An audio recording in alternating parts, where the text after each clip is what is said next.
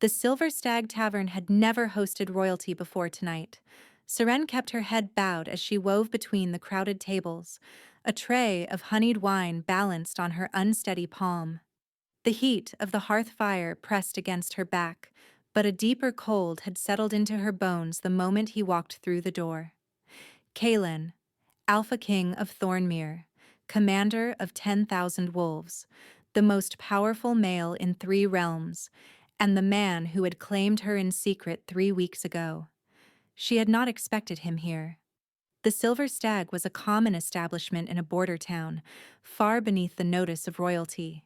Yet here he sat at the central table, surrounded by his war council and draped in black leather that stretched across shoulders she had once traced with her fingertips. Seren risked a glance at his face, the sharp jaw. The dark hair swept back from his brow. The eyes like gathering storms that had once looked upon her, like she was the moon itself. Those eyes swept over her now without a flicker of recognition. Her heart cracked. She approached the table with practiced grace, keeping her gaze fixed on the floor. Perhaps he was pretending. Perhaps this was part of their secret, the careful distance they had agreed to maintain until the spring choosing, when he had promised to declare her before all of Thornmere. "More wine for the table," she murmured, reaching to refill his goblet. Kaelin did not acknowledge her. He turned to the golden-haired woman beside him, Valoria of House Drennan, whose family controlled the eastern mountains, and said something in a language that made Seren's blood freeze. The ancient tongue, the sacred language of the first wolves, spoken only by the highest bloodlines, believed to be understood by no more than 100 souls in all the kingdoms. Seren understood every word. "The serving girl has been staring at me since we arrived," Kaelin said, his tone dripping with amusement. "I think the poor creature believes she has a chance with a king." Valoria laughed, a delicate sound like shattering crystal. "Can you blame her? Look at those desperate eyes. She probably touches herself at night dreaming of your knot." The men around the table chuckled. Seren's hand faltered. Wine sloshed over the rim of the goblet, splashing across the wooden surface. "Careful, girl," one of the advisors snapped in the common tongue. "That vintage costs more than your life." She mumbled an apology, mopping at the spill with a cloth. Her eyes burned, but she would not cry. She would not give them the satisfaction. Kaelin continued in the ancient tongue, oblivious. "Perhaps I should bed her tonight. It would be a mercy. One taste of a real alpha, and she might finally understand her place in the natural order." "You are cruel, my king." Valoria pressed herself against his arm, her lips brushing his ear. "But I do so love your cruelty." Beneath the cuff of her sleeve, hidden against her inner wrist, Seren's claiming mark began to burn. He had given her that mark 3 weeks ago, in a moonlit clearing where he had pressed his lips to her pulse and whispered that she was his fated mate, that he had never felt a bond so powerful that he would announce her as his Luna at the spring choosing and damn anyone who objected. Now he sat before her speaking of betting her as if she were a nameless plaything, and he did not know her at all. Seren stepped back from the table, her chest constricting so tightly she could barely breathe. Something was wrong. Something was terribly, impossibly wrong. This was not pretense. This was not careful distance. The man she loved looked directly at her with eyes that held nothing but cold amusement for a servant beneath his notice. She turned to flee toward the kitchen, but Kaelin's voice rang out behind her. "Wait." Seren froze. "Turn around, girl." She obeyed slowly, her pulse thundering in her ears. For one desperate moment, hope flared in her chest. He had recognized her. The cruel words had been a test, a game, and now he would reveal the truth. Kaelin studied her face with those storm-gray eyes. Then he smiled, a cold, empty smile she had never seen before, and spoke again in the ancient tongue. "No, she is not pretty enough. Bring me the redhead instead." 6 weeks earlier, Seren had not believed in fate. She had grown up in the orphanage of Millbrook, raised by stern matrons who taught her that girls without bloodlines did not dream of alpha kings. She learned to cook, to clean, to serve, to survive. The strange language that sometimes whispered through her mind, words she understood but could not explain, she buried deep and told no one. Then came the night of the harvest moon. Seren had wandered too far into the forest, gathering herbs for the tavern's cook. The wolf found her in a clearing where silver light spilled through ancient oaks. He was enormous, black as midnight, eyes like thunderclouds. She should have run. Instead, she dropped to her knees, some forgotten instinct compelling her to bare her throat. The wolf shifted, and Kaelin stood before her, naked and shaking with an emotion she did not yet understand. "You," he breathed. "I have been searching for you across 3 lifetimes." That night, he told her about fated mates, about the bond that transcended politics and bloodlines, about how his wolf had howled in recognition the moment he caught her scent on the wind. He returned every night after. They met in that same clearing, hidden from the world. He was not a king in those stolen hours. He was simply Kaelin, the man who kissed her scars and called them beautiful, who laughed at her terrible jokes, who held her through nightmares she could never quite remember. 3 weeks ago, he had bitten her wrist. "This mark binds us," he whispered against the wound. "When I announce you at the spring choosing, all of Thornmere will see that their Luna has already been claimed." Seren had wept with joy. She had planned to tell him tonight before she discovered he would be at the tavern. She had practiced the words 100 times. "Kaelin, I am carrying your child." The moon tea had not worked. Her monthly blood had not come.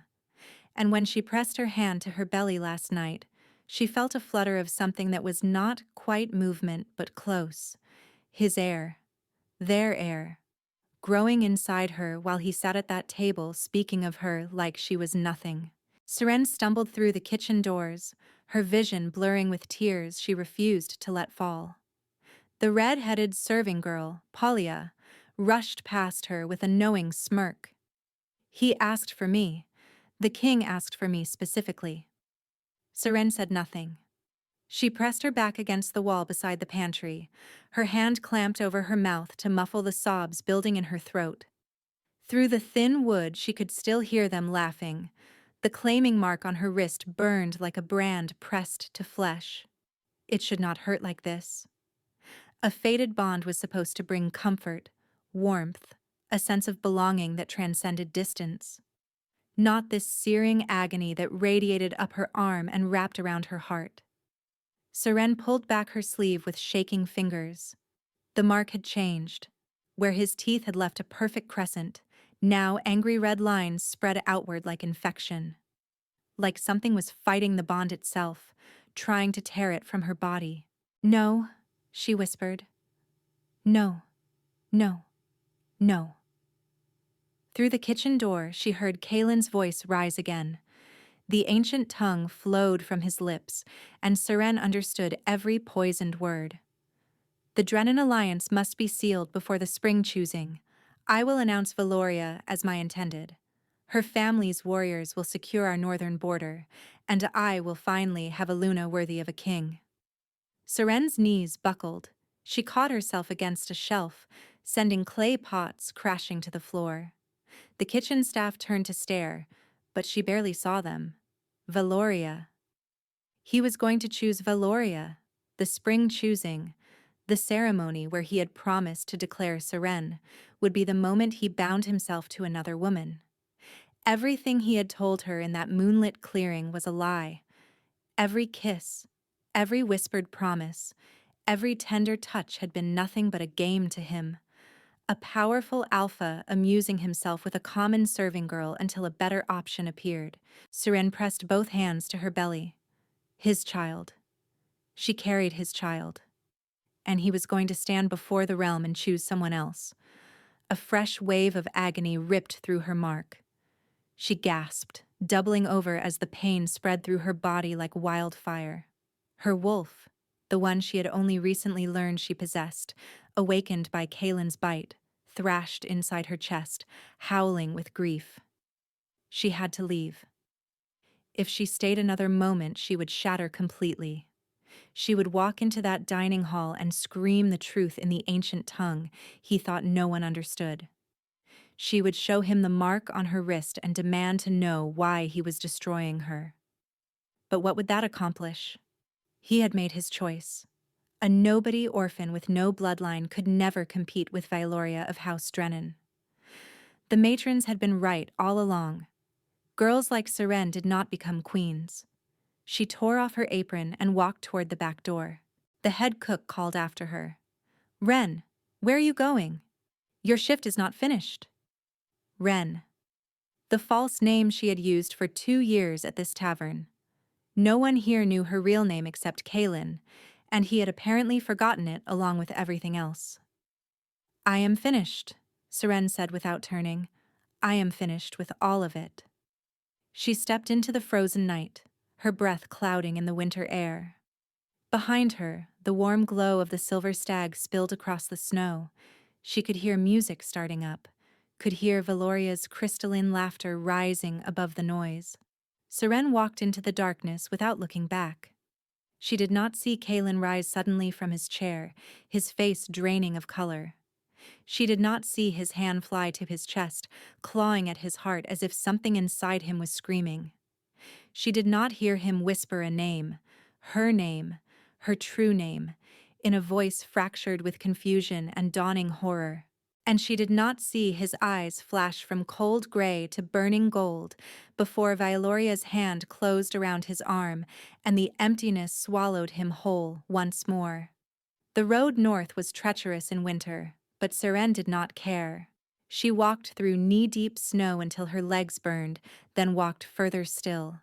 The cold numbed her skin, her fingers, her face, but it could not touch the frozen wasteland spreading through her chest. She had nothing except the clothes on her back and the coins she had saved in a pouch beneath her dress. No family to shelter her. No friends who knew her truth. No future beyond the child growing in her womb and the shattered pieces of her heart. By dawn, she had reached the crossroads. The eastern path led back toward Thornmere, toward the capital city where Kalen would soon announce his chosen Luna. The western path led to the coastal villages, fishing communities where a woman with healing knowledge might find work.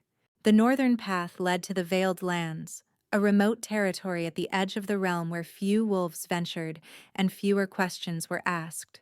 Seren turned north. She traveled for 3 days, bartering her labor for rides on merchant carts and sleeping in barns when the innkeepers turned her away.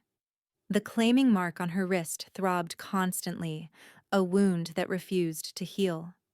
On the 3rd night, huddled in an abandoned shepherd's hut, she finally allowed herself to weep. Great, heaving sobs that shook her entire body. She cried for the love she had believed was real, for the future that had dissolved like morning frost, for the child who would never know its father. And somewhere deep inside her, her wolf howled in answer, a sound of mourning so profound that actual wolves in the distant hills lifted their voices to join. When the tears finally stopped, Seren made herself a promise. She would survive this. She would birth this child and raise it far from the politics of kings and the cruelty of courts. She would never speak his name again, and she would never, ever let herself love another wolf as long as she lived. She pressed her palm to her belly, feeling the faint warmth beneath her frozen skin. "Just you and me now," she whispered. "We do not need him. We do not need anyone." The wind howled through the cracks in the walls, carrying with it the distant echo of something that sounded almost like a scream, but Seren was already asleep. Miles away, in the Silver Stag Tavern, Kalen collapsed in the middle of the common room, clutching his chest and calling her name in a voice that made grown wolves weep. Valoria knelt beside him, her lips moving against his ear, her fingers tracing symbols on his skin. And by morning, the emptiness had returned. But this time, beneath the curse's weight, something fought back. Something that would not let him forget entirely. Something that would drive him to madness in the months to come. The bond remembered, even if he could not. 5 months later, the village of Brindle Hollow welcomed its newest resident. She called herself Neve, a name meaning snow, for the winter that had nearly claimed her life during her journey north. The village elders saw a young widow with haunted eyes and a swelling belly, and they did not ask questions she could not answer. Brindle Hollow was a quiet place. 100 souls, perhaps fewer, living in stone cottages that clung to the cliffs above a gray and churning sea. The villagers were fishermen and farmers, simple folk who had little use for the politics of the southern kingdoms. They had even less use for wolves. "Shifters do not come here," old Mara told her on the first day. The village elder was also its only midwife, a woman whose weathered hands had delivered 3 generations of Brindle Hollow children. The veiled lands reject their kind, something in the soil, the water. Their wolves cannot breathe properly this far north. Seren, Neve, she reminded herself, had nodded and said nothing about the wolf curled dormant inside her own chest. She traded her knowledge of herbs and healing for a small cottage at the edge of the village. It had belonged to a healer who passed the previous winter, and the villagers were relieved to have someone fill her role. The work kept her hands busy and her mind quiet. She delivered babies. She set broken bones. She brewed teas for coughs and tinctures for fevers. And slowly, carefully, she built a life that did not include the memory of storm-gray eyes. But some things could not be forgotten. The claiming mark on her wrist refused to fade. Serene examined it each night by candlelight, watching the angry red lines pulse beneath her skin. Among wolves, a rejected mate's mark was supposed to dissolve within weeks. The bond would break, the scar would heal, and both parties would be free to seek new connections. Her mark was doing the opposite. It had grown darker, more defined. The crescent of Kaylin's bite now gleamed silver against her flesh, as permanent as a brand. And the pain had changed too. No longer the sharp agony of that first night, but a deep, constant ache that flared whenever she thought of him. Which was always. Worse still were the dreams. Every night he came to her. Not the cold stranger from the tavern, but the Kaylin she had loved. He wandered through dark forests calling her name, his voice hoarse with desperation. He clawed at invisible walls that separated them, blood streaming from his fingertips. He fell to his knees and wept, and she could feel his tears on her own cheeks when she woke. "Stop," she whispered to the empty room. "Please, just stop." But the bond did not listen, and the children, twins Mara had confirmed last week, grew stronger every day. The old midwife had frowned at the size of her belly during the examination. "2 babes," Mara announced. "No doubt about it now. I can feel them both. You will need to rest more. Your body is working twice as hard." Twins. Seren had laughed bitterly at that. Of course, Kaylin's seed would give her 2 mouths to feed instead of 1. Even in absence, he found ways to complicate her existence. But late at night, when she felt them move, one kick on the left, another on the right, 2 separate lives responding to her touch, she could not help but love them fiercely. They were hers. Whatever their father had done, however he had betrayed her, these children were innocent. She would protect them with her last breath. The morning everything changed began like any other. Seren woke before dawn to prepare her healing supplies. The fishermen would return soon with their usual collection of cuts and scrapes, and Widow Torva's cough had been worsening for days. She was grinding dried willow bark when the cottage door burst open. Young Pip, the baker's boy, stood on her threshold with wild eyes and heaving breath. "Neve, you must come to the square. Travelers from the south. They bring news of the king." Seren's pestle slipped from her frozen fingers. "What news?" she managed. Pip's voice dropped to a whisper, as if speaking the words too loudly might summon the subject himself. They say he has gone mad. The village square was already crowded when Seren arrived. She hung back at the edge of the gathering, her shawl pulled low to hide her face. Strangers made her nervous now. Every unfamiliar figure could be a wolf in disguise, sent to hunt the woman who had vanished from the borderlands. But these travelers did not look like hunters. 3 merchants with a battered cart, their clothes dusty from weeks on the road.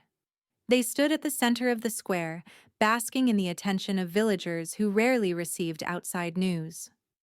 "I tell you, it is worse than the rumors say," the eldest merchant declared. "The Alpha King has lost his mind completely. He has executed 4 advisors in the past month alone." Murmurs rippled through the crowd. "Executed?" someone asked. "For what crime?" "For failure." The merchant shook his head grimly. "He has them searching for someone. A woman. No one knows who she is or what she did, only that the king will accept nothing less than her return." Seren's heart stopped beating. "He has torn apart half the kingdom hunting for her." The merchant continued. "Every village questioned, every traveler detained. The royal guard appears at all hours, searching homes, demanding answers no one can give." A fisherman's wife clutched her husband's arm. "What happens to those who cannot help? If they are lucky, they are released. If not—" The merchant drew a finger across his throat. "The king's temper is beyond reason now. 3 weeks ago he burned an entire inn because the owner could not recall a serving girl who may have passed through months before." Seren pressed her hand to her mouth, fighting the urge to be sick. This made no sense. Kaelin had rejected her. He had spoken of her with contempt, had planned to announce Valoria as his Luna. Why would he destroy his kingdom searching for a woman he had thrown away? Unless he hadn't thrown her away at all? The thought surfaced unbidden, and Seren crushed it immediately. She had heard his words. She had seen the emptiness in his eyes. Whatever madness gripped him now, it could not change what happened that night at the Silver Stag. "There is more," the second merchant added. "The land itself is suffering. Crops wither in fields that were fertile last season. Livestock birth stillborn young. The wolves who serve the crown have grown feral, attacking travelers on the roads." "A curse," old Mara muttered. "When the bond between Alpha and Realm is broken, all of nature weeps." Seren's hand moved instinctively to her wrist. The mark flared with sudden heat. She gasped, stumbling backward. The pain was sharper than it had been in weeks. A blade of fire lancing up her arm and straight into her heart. And beneath the pain, she felt something else.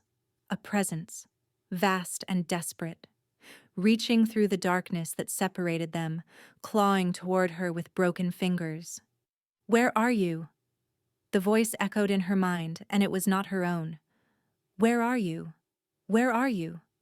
I cannot find you. Please, please." Seren turned and fled. She did not stop until she reached her cottage, did not breathe until she had barred the door and pressed her back against the wood. Her chest heaved, her mark burned, and the voice continued its desperate refrain, growing fainter but never quite disappearing. "Please, I am dying without you. Please." "Stop," she whispered. "You chose her. You do not get to haunt me." But even as she spoke the words, doubt crept through the cracks in her certainty. The Kaelin she had loved would never burn an inn full of innocent people. The Kaelin she had loved would never execute advisors for failing an impossible task.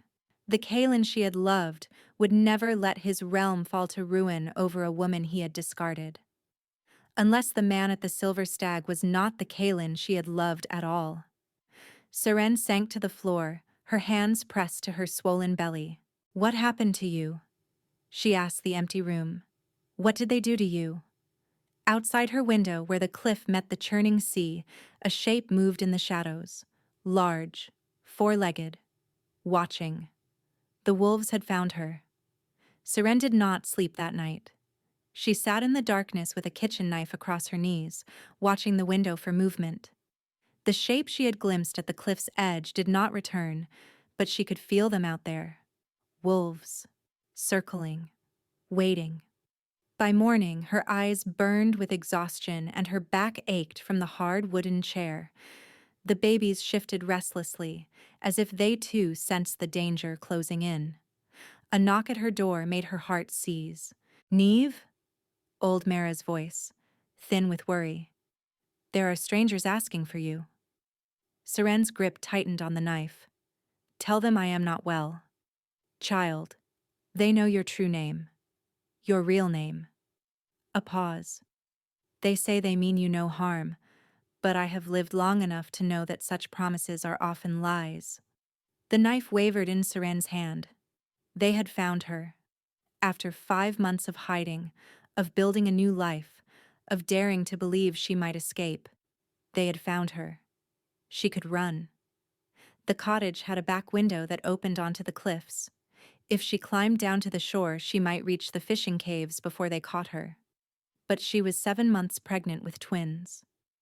Her body could barely walk to the village square without stopping to rest. Running was a fantasy. Seren set down the knife and opened the door. 3 figures stood on her threshold. 2 were clearly warriors. Massive men with the coiled tension of wolves barely contained in human skin. But it was the 3rd figure who commanded her attention. A woman. Tall and lean, with close-cropped silver hair and eyes the color of burnished copper. A scar ran from her left temple to her jaw, and she carried herself with the quiet authority of someone accustomed to being obeyed. "Seren of Millbrook," the woman said. Not a question. "Who are you?" "My name is Thessaly. I am first beta to the Alpha King." The woman's gaze dropped to Seren's swollen belly, and something flickered across her scarred face. "May we speak inside? What I have to tell you should not be heard by the entire village."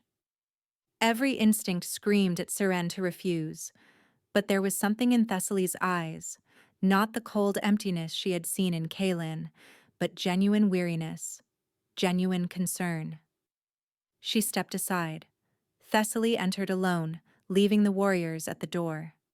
She looked around the modest cottage, taking in the drying herbs, the narrow bed, the meager possessions of a woman who had fled with nothing. "He did not reject you," Thessaly said without preamble. Seren laughed bitterly. "I heard him with my own ears. He spoke of me like I was dirt beneath his boots. He planned to announce another woman as his Luna." "You heard words spoken by a puppet." Thessaly turned to face her. "The night you saw him at the Silver Stag, Kaelin was not himself. He had not been himself for nearly 2 weeks." "What are you talking about?" "A blood curse." Thessaly's voice hardened. "Old magic. Forbidden magic. Someone slipped it into his wine days before he arrived at that tavern. The curse severs an alpha from his true bond and replaces his will with suggestions implanted by the caster." Seren's legs went weak. She gripped the table for support. "That is impossible. Blood curses require proximity, constant reinforcement. No one could maintain such a spell without being close to him at all times." Thessaly's scarred face twisted with disgust. "Valoria of House Drennan has not left his side since the night the curse took hold." She whispers in his ear. She touches his arm. She reinforces the magic every moment of every day. The room spun around Seren. Valoria, the golden-haired woman who had laughed at her humiliation, who had pressed herself against Kaelin and called his cruelty delicious. She had not been a rival. She had been a puppeteer. "Why?" Seren whispered. "Why would she do this?" "Because she discovered the truth about you." Thessaly reached into her coat and withdrew a folded parchment. "This was intercepted by our spies 3 weeks ago. A message from Valoria to her father." Seren took the paper with numb fingers. The seal was broken, but she could see the Drennan mountain crest pressed into dark wax. The message was brief. "The hidden Luna has been located in the Northern Territories. I am dispatching hunters to eliminate her before the curse fails. The king must never learn what we have done. Once she is dead, and I carry his heir, our house will rule Thornmere forever. Hidden Luna. The words blurred before Seren's eyes. I do not understand, she said. I am no one. An orphan from Millbrook with no bloodline, no family. Your family was erased. Thessaly's voice softened. Seren, you are the last surviving heir of the Lunara bloodline. The old queens. The ones who could speak the ancient tongue because it was their mother language. Seren stopped breathing. Your grandmother was the true Luna of Thornmere before she was murdered by House Drennan 30 years ago. Your mother was hunted and killed when you were an infant. You were hidden in that orphanage specifically because no one would think to look for royal blood among common servants. The room tilted. Seren grabbed the edge of the table as her vision darkened. The bond between you and Kaelin is not just a fated mate connection, Thessaly continued. It is the bond between the rightful Alpha King and the rightful Luna Queen. The bloodlines recognizing each other after 3 generations of separation. That is why the curse cannot fully sever it. That is why your mark grows stronger instead of fading. Seren looked down at her wrist, where the silver crescent gleamed against her skin. He feels it too, Thessaly said quietly. Every moment of every day he feels you through the bond. It is the only thing fighting the curse. But Valoria's magic is strong, and he is losing the battle. What happens if he loses? Thessaly's silence was answer enough. The hunters, Seren breathed. You said she dispatched hunters. They are already here. Thessaly moved toward the window. My wolves spotted them at dawn, 6 of them. Drennan's finest killers. As if summoned by her words, a howl split the morning air. Close. Too close. Thessaly's hand flew to the blade at her hip. They have found us. The first arrow punched through the cottage window before Seren could draw breath. Thessaly moved with supernatural speed, shoving her sideways as the shaft buried itself in the wall where her head had been. Glass exploded across the floor. Cold wind rushed through the shattered frame. The cellar, Thessaly commanded. Now. There is no cellar. Another arrow. This one grazed Thessaly's shoulder, drawing a line of blood across her leather armor. The beta snarled, her eyes flashing copper as her wolf surged toward the surface. The 2 warriors crashed through the front door, already mid-shift. Their human forms dissolved into massive wolves, one gray, one brown, that lunged through the broken window toward the attackers outside. Sounds of combat erupted, snarling, screaming, the wet crack of bones breaking. Thessaly grabbed Seren's arm and pulled her toward the back of the cottage. Is there another way out? The window. It opens onto the cliffs. Then we climb. They had barely reached the rear of the cottage when the front wall exploded inward.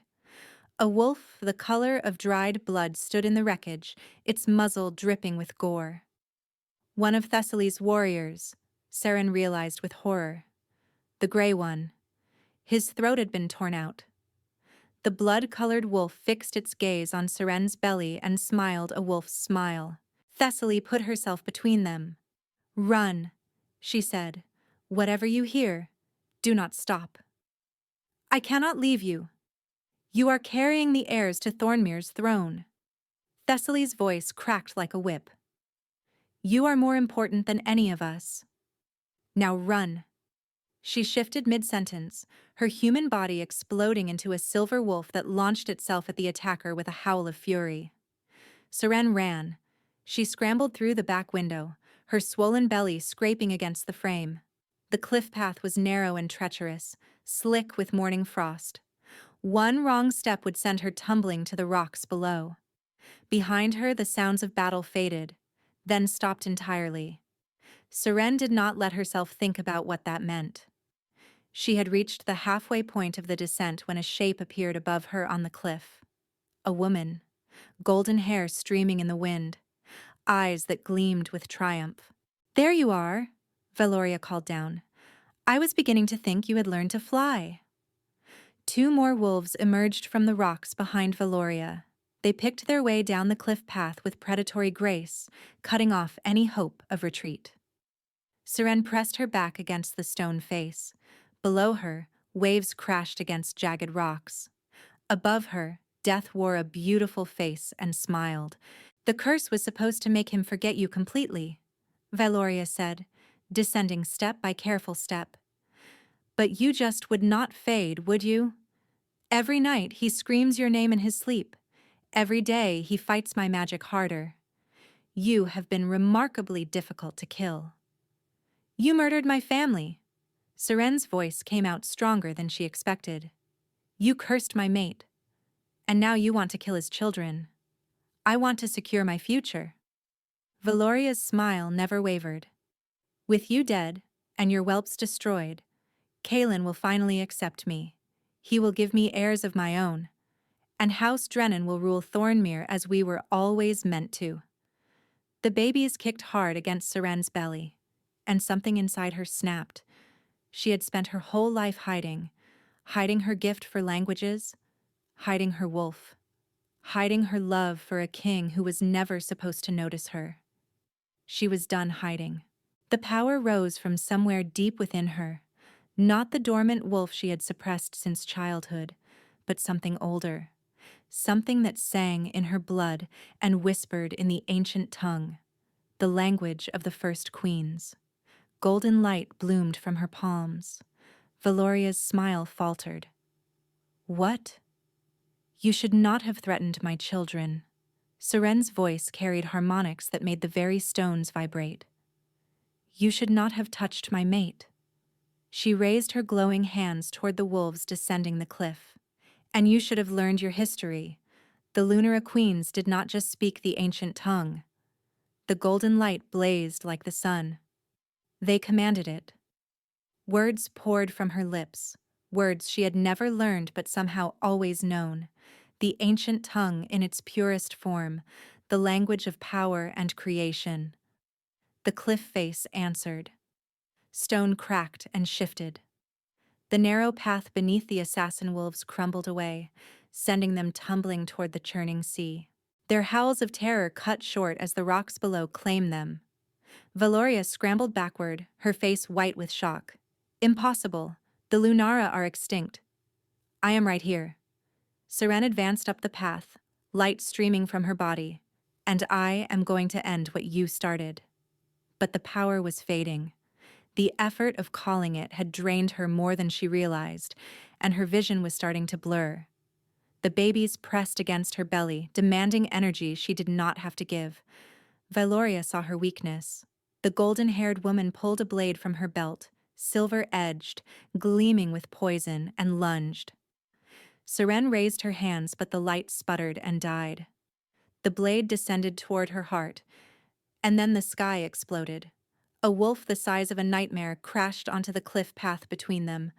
Black fur, eyes like molten gold, power radiating from its massive form in waves that made Seren's bones tremble. The wolf caught Valoria's blade arm in its jaws and bit down. Her scream echoed off the cliffs as bones shattered. The poison dagger clattered to the stones. The wolf shook her once, twice, then flung her broken body over the cliff's edge.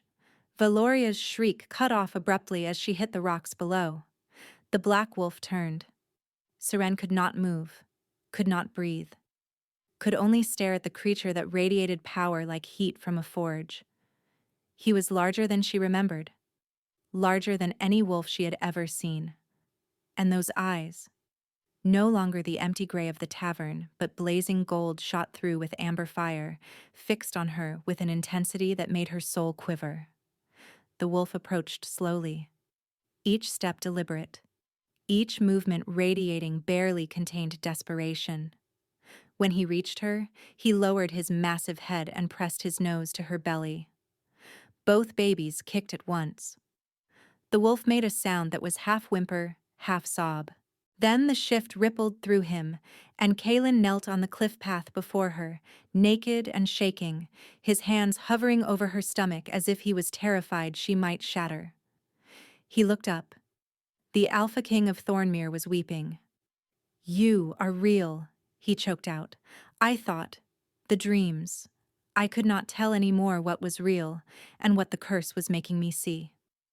Seren's legs finally gave out. Kalen caught her before she could fall, gathering her against his chest with desperate gentleness. His skin was burning hot, his heart slamming against her cheek, his entire body quaking with tremors he could not control. "I found you," he whispered into her hair. "I finally found you." Seren wanted to push him away, wanted to scream at him for the words she had heard, for the months of anguish, for the dreams that had tormented her every night. Instead, she buried her face in his chest and wept. They stayed like that for a long moment, two broken souls clinging to each other on a frozen cliff above a churning sea. Seren felt the bond between them pulse with desperate warmth, knitting together threads that had been strained to breaking. Finally, Kalen pulled back enough to look at her face. "The children," he said hoarsely. "They are mine." It was not a question, but Seren answered anyway. "Yes. Twins.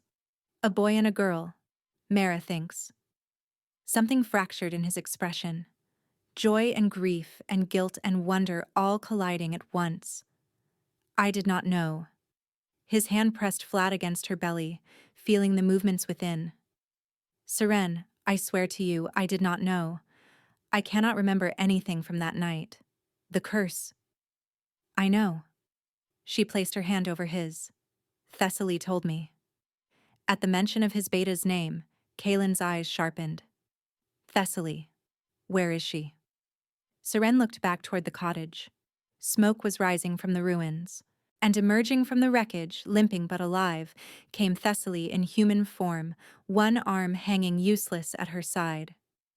"The hunters are dead," Thessaly reported, collapsing against a boulder. "All except Valoria, where—" "The sea claimed her." Kalen's voice held no remorse. "Good." Thessaly's copper eyes moved to Seren. Her power woke. I felt it from inside the cottage, the ancient tongue. Kalen went very still. "You spoke the old words," he said quietly. "The Queen's language." Seren nodded, exhaustion crashing over her in waves. "I did not know I could. They were going to kill our children. Something inside me refused to let that happen." Kalen pressed his forehead to hers, breathing her in. "My Luna," he murmured. "My queen. You brought down a cliff face to protect our pups. I would do it again." Her hands fisted in his hair. "I would burn the world to keep them safe." "I know." He kissed her brow. "I know, my heart. That is why you are worthy of the throne." They moved Seren to a sheltered cave while Thessaly recovered enough to travel. Kalen had not released her hand since the cliff. He sat beside her on a pile of furs his wolves had brought from the village, his thumb tracing circles on her palm, his gaze fixed on her face as if she might disappear if he looked away. The silence stretched between them, heavy with everything that remained unspoken. Finally, Seren could bear it no longer. "You called me desperate," she said quietly. "At the tavern. You said I probably touched myself at night dreaming of you. You said betting me would be a mercy." Kalen flinched as if she had driven a blade between his ribs. "Those words were not mine. They came from your mouth. They were spoken in your voice." Her own voice cracked. "Do you know what it felt like? To hear the man I loved mock me to his companions while I stood there holding his wine?" "No." Kalen's grip on her hand tightened. "But I know what it felt like to wake from a nightmare and discover I had been living inside one for almost 2 weeks. I know what it felt like to reach for our bond and find only silence. I know what it felt like to search my memory for your face and find nothing but shadows and the echo of your name." A tear slipped down his cheek. "I have spent 5 months hunting for you across 3 kingdoms. I have torn apart everything I built because the bond was screaming that you were in danger and I could not find you. I have executed men who failed me because the curse made their failures feel like personal betrayals.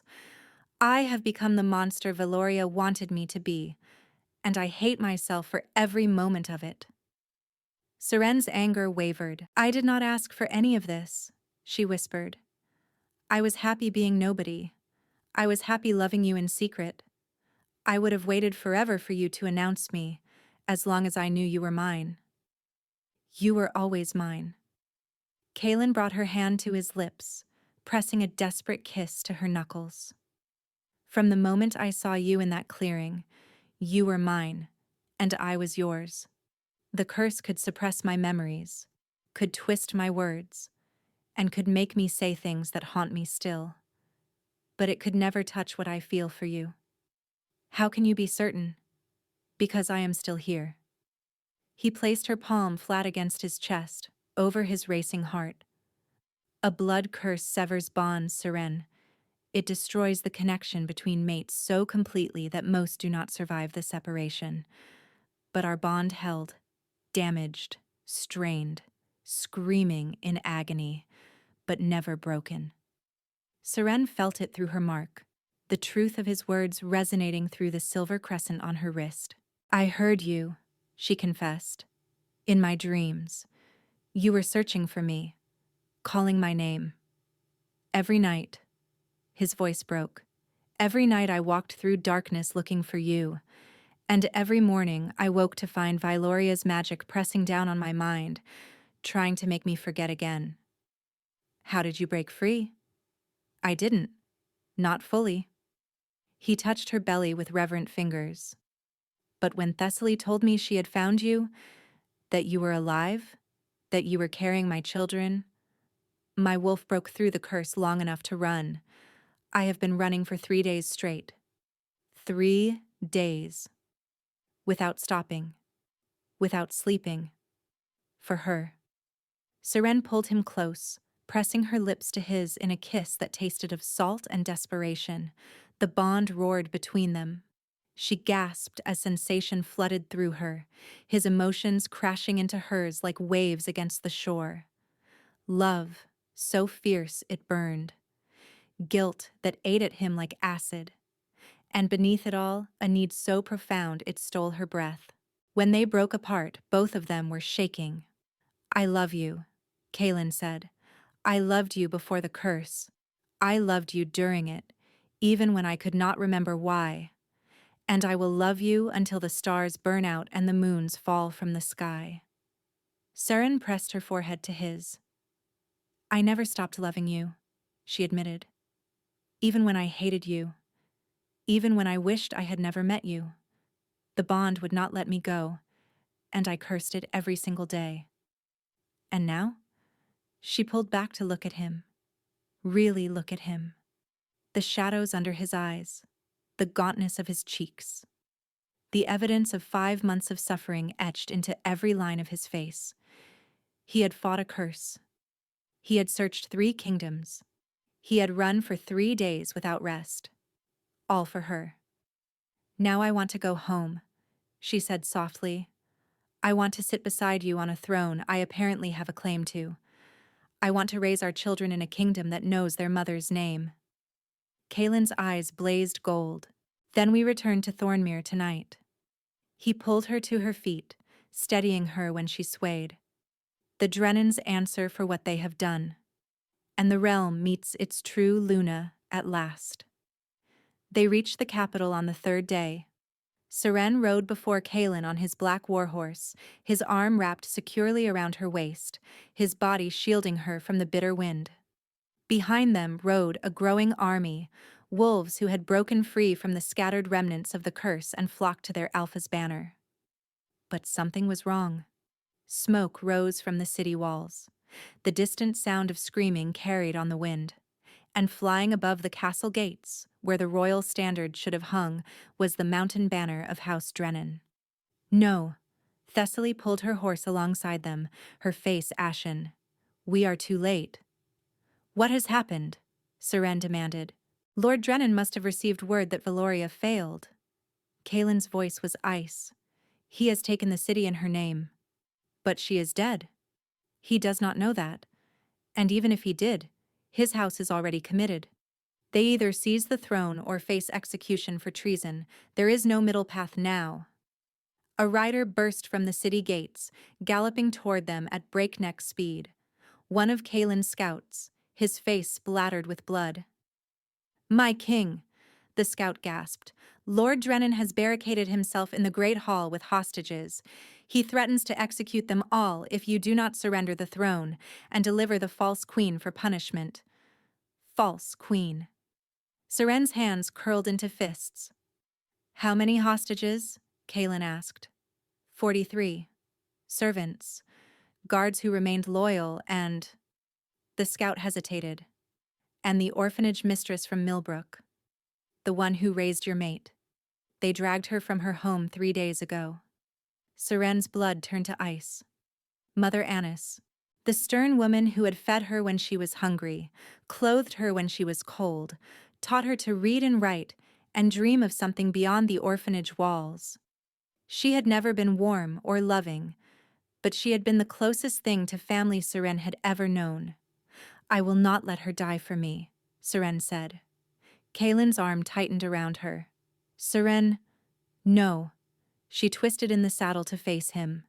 "I spent my whole life hiding what I am, hiding what I can do, hiding from a destiny I never asked for. But I am done hiding, Kaelin. If I am truly the Luna of Thornmere, then it is time I started acting like it. You are 7 months pregnant with twins. You cannot— Watch me." She slid from the horse before he could stop her. The army parted as she walked forward, their eyes wide with confusion and awe.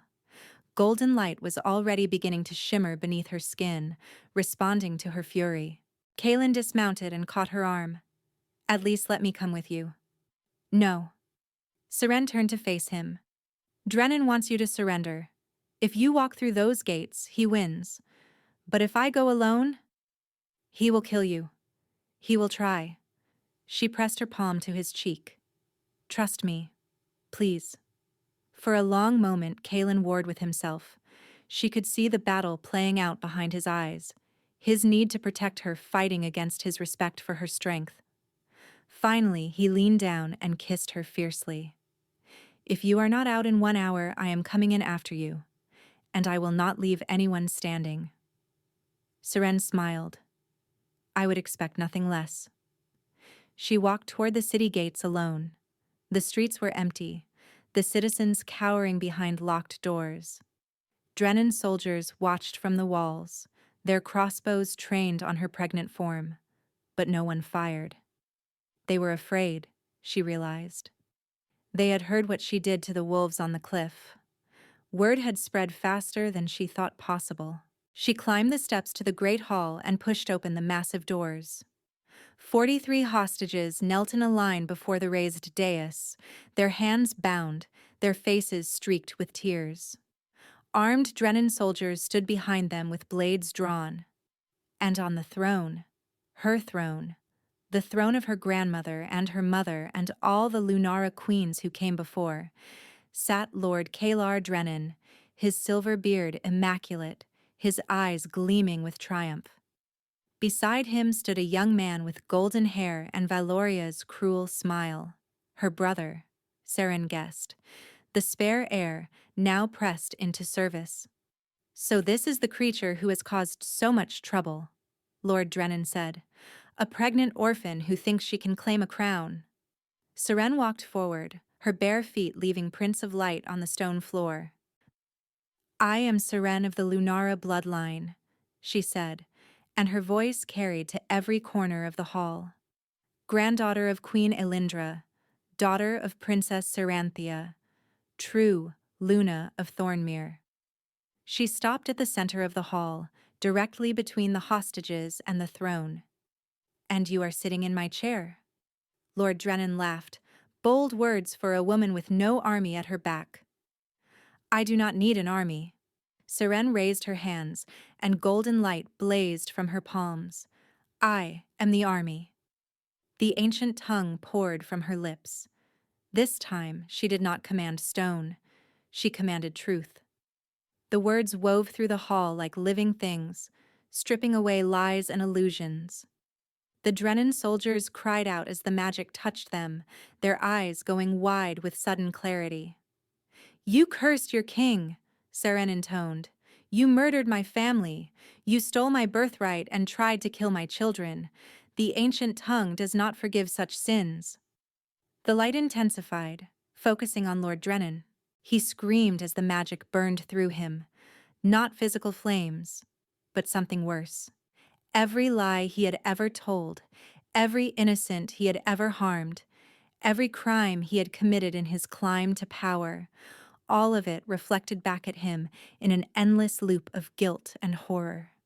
His golden-haired son tried to run. The light caught him before he reached the door. Seren held the magic as long as she could. But her vision was darkening, her strength failing. The babies pressed against her belly, drawing power she could not spare. She fell to her knees. And then Kalen was there. He crashed through the doors in wolf form, his massive body hurtling past her to tear into the Drennan soldiers who remained standing. Behind him poured his army, loyal wolves who flooded the hall with howls of vengeance. The battle was over in minutes. When the last enemy fell, Kalen shifted and gathered Seren in his arms. "I said 1 hour," she murmured weakly. "You said nothing about staying conscious for the full hour." He pressed his lips to her forehead. "Stubborn, magnificent, impossible woman.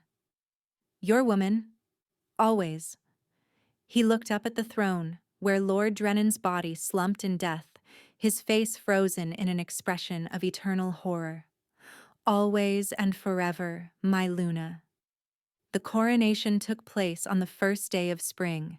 Seren stood before the assembled wolves of Thornmere, her belly enormous, her silver-white gown flowing around her like moonlight.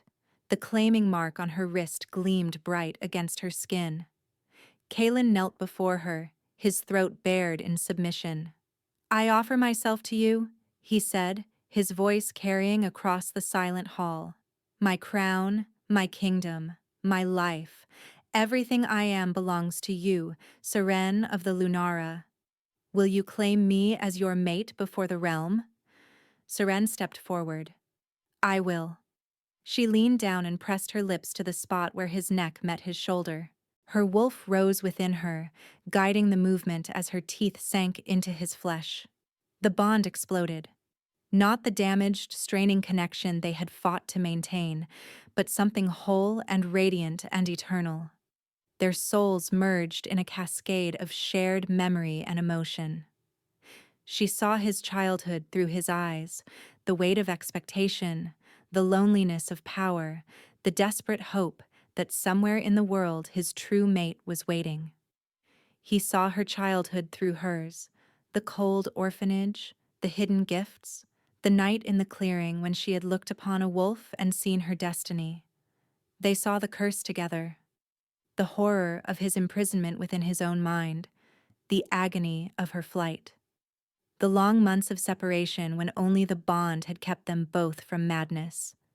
And they saw the future. 2 children, born beneath a full moon.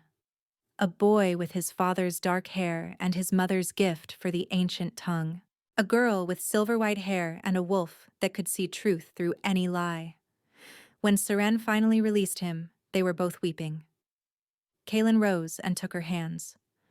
"My Luna," he said, "my queen, my eternal heart." "My Alpha," she answered, "my king, my home." He kissed her as the hall erupted in howls of celebration. 3 weeks later, the twins came with the dawn. Seren labored through the night, Kalen never leaving her side. He held her hand through every contraction, wiped the sweat from her brow, and whispered words of love and encouragement when the pain threatened to overwhelm her. When it was over, she held 2 perfect children in her arms. The boy came first, dark-haired like his father, with a cry that shook the windows. They named him Eric, after the first Alpha King. The girl followed moments later, silver-haired like the grandmother she would never know, with eyes that already seemed to see too much. They named her Lunara, after the bloodline that had finally returned to Thornmere. Kaelin sat on the bed beside Seren, one arm around her shoulders, the other cradling his daughter. "We made this," he said softly. "Out of all that pain and darkness, we made something beautiful." Seren looked down at Eric, who had stopped crying and was staring up at her with eyes the color of gathering storms. "We made a future," she corrected. "A future the Drennans tried to destroy. A future the curse was supposed to prevent. And yet, here we are." Kaelin pressed a kiss to her temple. "Here we are, despite everything." Outside the window, wolves began to howl, a song of joy that spread across the kingdom as word of the royal birth traveled from pack to pack. Seren closed her eyes and let the sound wash over her. She had been a servant, an orphan, a woman mocked in a language her enemies thought she could not understand. Now she was a queen, a Luna, a mother, and she was home. Epilogue. Years later, when their children were old enough to understand, Seren told them the story of how she and their father found each other. She told them about the clearing in the moonlight, about the secret claiming and the whispered promises, about the night in the tavern when cruel words in the ancient tongue had shattered her world. She told them about the curse and the flight, and the long months of hiding, about the wolves who found her, and the battle on the cliff, about the moment their father had appeared like vengeance made flesh and fallen to his knees at the sight of her belly. She told them about the power that lived in their blood, the gift of the Lunara queens that had saved them all, and she told them about love. "Real love is not a feeling," she said, her children gathered close around her. "It is a choice. Your father and I chose each other in that clearing, and we have chosen each other every single day since, through curses, through separation, through pain and fear and impossible odds." Eric, who had his father's serious nature, frowned thoughtfully. "But what if the curse had won? What if you had never found each other again?"